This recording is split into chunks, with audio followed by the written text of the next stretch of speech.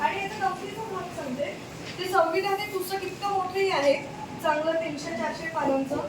त्याचं एक pocket version पण आहे, पॉकेट डिक्शनरी वेगळी. तसं त्याचं एक छोटं पुस्तकही येतं. हे आपलं संविधानाचं पुस्तक. त्याच्या अनेक प्रती आहेत आणि अगदी तुमच्या मोबाईलच्या टॅबवर पण ते उपलब्ध आहे. तुमच्या मोबाईलमध्ये ॲप्लिकेशन्स आहेत. भारतीय संविधान नावाचे, इंडियन कॉन्स्टिट्यूशन नावाचे इंग्लिशमध्ये आहे. ठीक आहे. तर अशा संविधानातले महिलांसाठीचे असलेले हक्क आणि कर्तव्य यावर आपण आज बोलणार आहोत. ठीक आहे. माझ्यामध्ये तुम्हाला एक संविधान काय असतं याची बेसिक आयडिया आलेली आहे.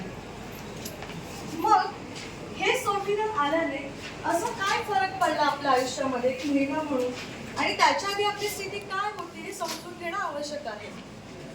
स्वातंत्र्यपूर्व काळात भारतामध्ये स्त्रियांची परिस्थिती तशी फार चांगली नव्हती.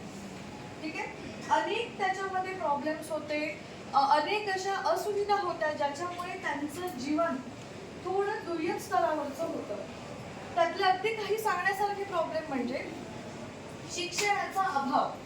तुम्ही आता जेव्हा जन्माला येता, एक 4-5 वर्षाच्या झाल्यानंतर तुमचे आई वडील स्वतःहून तुम्हाला शाळेत दाखल करतात, बरोबर. त्यानंतर तुमचं शिक्षण चालू होतं.